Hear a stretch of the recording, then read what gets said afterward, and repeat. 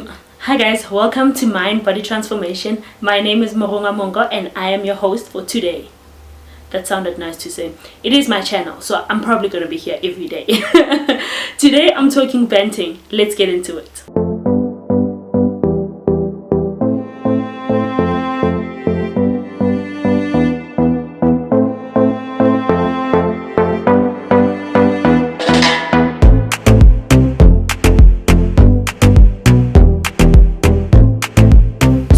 Is one of the biggest things that has been happening in South Africa for the past 3 to 5 years, and it just keeps getting bigger and bigger and bigger, right?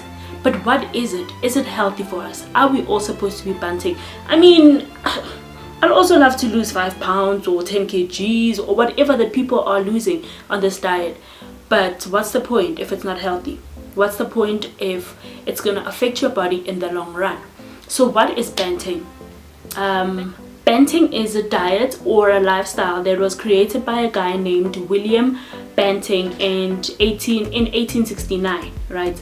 Banting is a diet that consists of very high fats.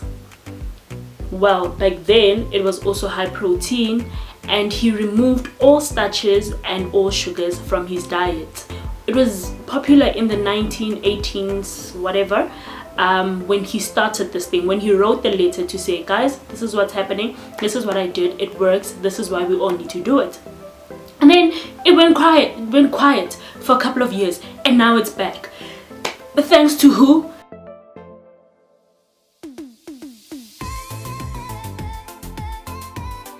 Professor Tim decided that he was gonna go on this diet, and he was gonna remove all starches, all sugars from his diet, have moderate protein. That's the difference now. Back then it was high protein, now he says medium protein and very high fats, and that helped him lose weight.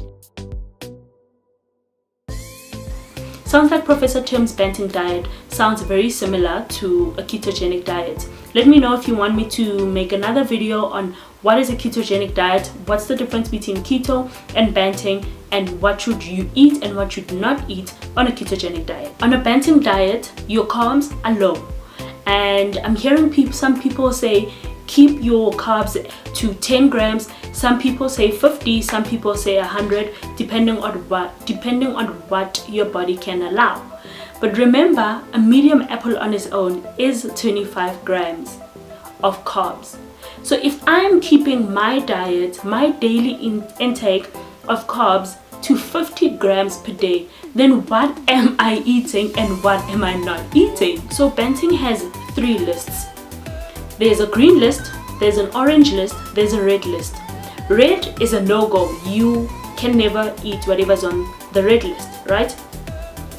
Orange is what you can eat, but in moderation. Green is a go crazy. Well, let me not say go crazy, just not get attacked by all these people, by people that love this diet, but it's what you're supposed to eat. Okay, what is on the green list? Animal protein, fats, dairy products, nuts and seeds, some vegetables, especially the green ones. What is on the red list? You have baked goods, you have most fruits, because remember on this diet you're eliminating sugars, and fruits is sugar. So what I've picked up is that most people are eating berries, and it looks like berries are allowed, just not in large quantities, but most fruits are out. You can't have some dairy products, for instance ice cream, of course. You can have milk on this diet, but you can't have low-fat milk, because most of the time, well, all the time actually, when something says low-fat, it means they reduce the fat but increase the sugar. So you're trying to get rid of the sugar. No low-fat things.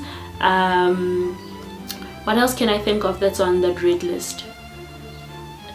Yeah, basically your processed sugars, no rice, no grains, no cornflakes, no oats, no pap, no bread, no anything that's your whole grains you can't eat. You also can't have beverages such as alcohol, your soft drinks. I'll put a link down below to all the things that they say you can't eat. So, and then they have what they call an orange list. An orange list consists of a lot of fruits and a lot of veggies that are not green. So your pumpkins, your bananas, your what other veggies? Why can't I think of veggies right now? Your beetroot that you can't eat, you can have here, but then he says, the professor says, you can only have a closed handful. Like I want more pumpkin. You wanna give me this?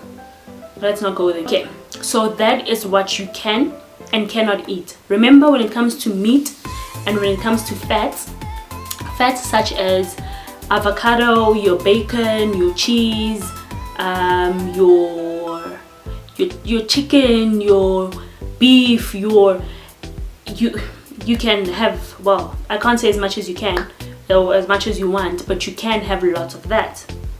So here's the deal: if you reduce processed fats, processed sugars, processed whatever from any diet, be it a balanced diet, be it a keto diet, be it a Banting diet, be whatever diet, chances are you're gonna see a lot of changes. You're gonna see a lot of changes and improvement in your body. It does not matter what diet you're on.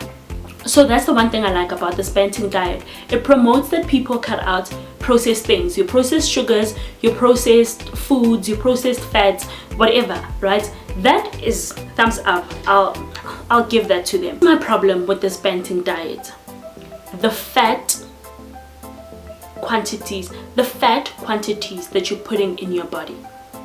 On a Banting diet, saturated fat is not bad for you. Yep, it's not.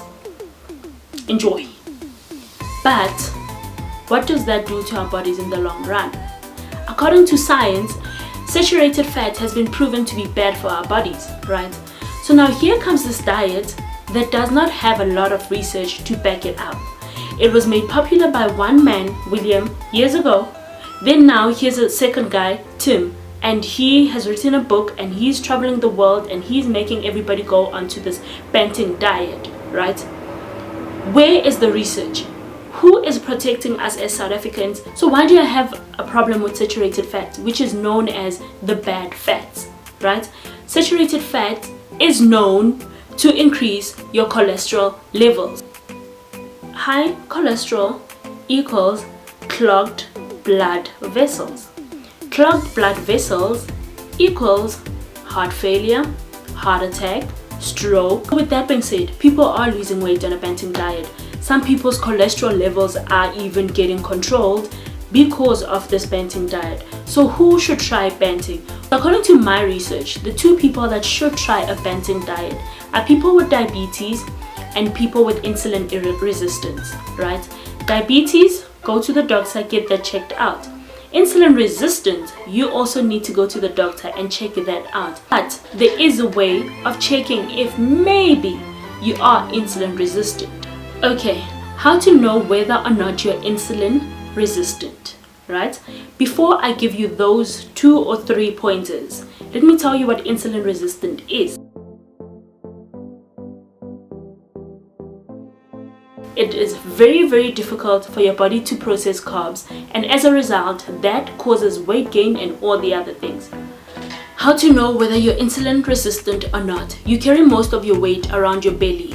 It doesn't matter how many spinning classes you go to, how many kilometers you run, how many salads you eat, you cannot for the life of you lose weight. You constantly crave carbs, and I'm not talking about the ordinary I feel like a slice of pizza or whatever the case is, but I'm talking about when you are hungry. It's a hangry type of hungry, and the only thing that will satisfy your hunger is carbohydrates.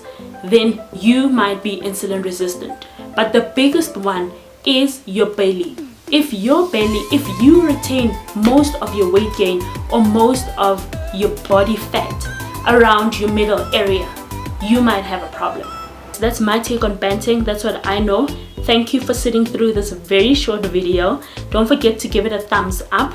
Comment if you have any more questions. I'll give you whatever answer I have, and if I don't have any answers, I'll go research and find the answers. And please don't forget to subscribe. This is me signing out. Please follow me on my Facebook page, Mind Body Transformation, my Instagram page, Mind Body Transformation _ don't forget the underscore at the end, and on Twitter I'm Mind Body _T. I'll be doing more videos like this one where I just give you the facts and you make your own decision. So please don't forget to subscribe. But overall, I'll be posting a lot of workout videos, what I eat in a day and what you should be eating in a day. This is Mogonga Mungo, your personal trainer, signing out. See you on the flip side.